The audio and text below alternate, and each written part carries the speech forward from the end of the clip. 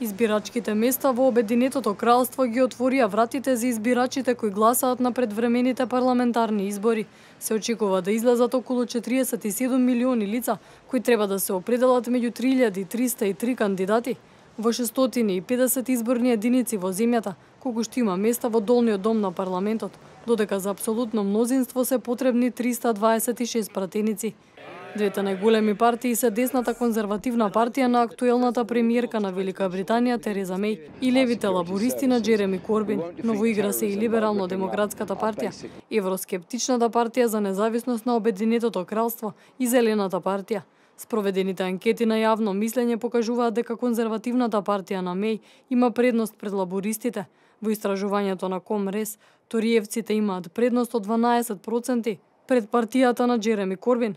Овие избори се едни од најважните за Велика Британија, бидејќи од нивниот исход ќе зависи преговарањето со Брисел за излез од Европската унија. Резултатите ќе бидат соопштени до 9 јуни во утринските часови, кога ќе се знае кој е победник на изборите.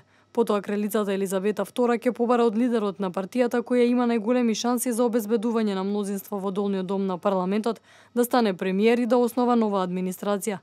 Парламентот на 13 јуни ќе се состане да избере свој нов претседател, кога пратениците ќе положат заклетва, а на 19 јуни кралицата Елизабета официјално ќе прогласи почеток на работата на новиот парламент.